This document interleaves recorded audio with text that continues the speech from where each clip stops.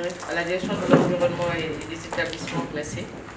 Je suis chef de la division changement climatique et aussi je coordonne ce qu'on appelle l'AND, Autorité nationale désignée pour le Fonds vert climat.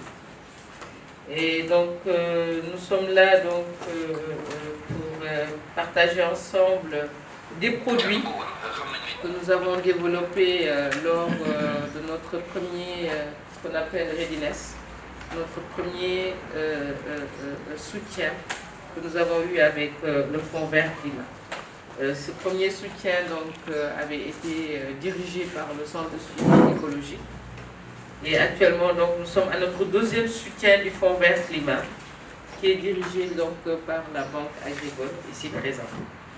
Ce deuxième soutien que le Fonds vert climat met à la disposition de notre pays, c'est pour nous préparer, nous organiser, mettre le cadre qu'il faut pour développer des projets éligibles au Fonds vert climat.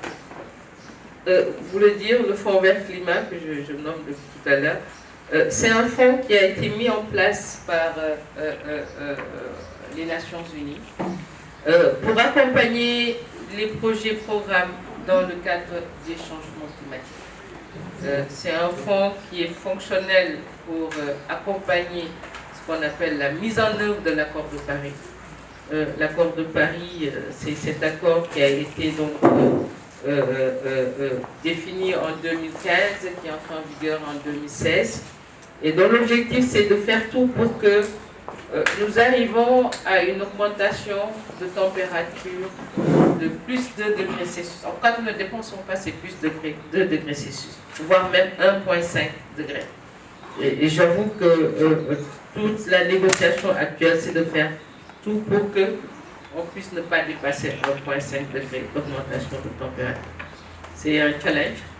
Et c'est pour ça aussi, d'ici 2030, vous entendrez parler, 2050, vous entendrez parler de neutralité carbone.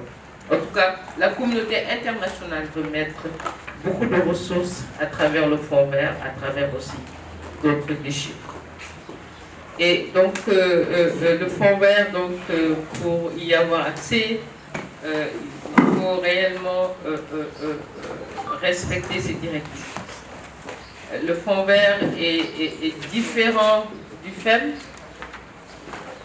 il est différent des procédures classiques que nous connaissons. Et pour cela, donc, il fallait que nous nous donnons les moyens de pouvoir donc, respecter ces directives, créer des outils au niveau national.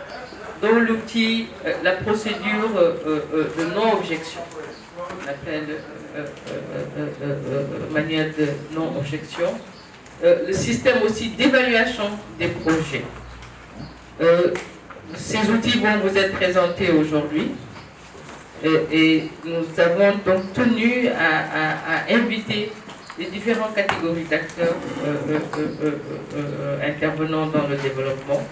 Notamment, lundi, nous étions avec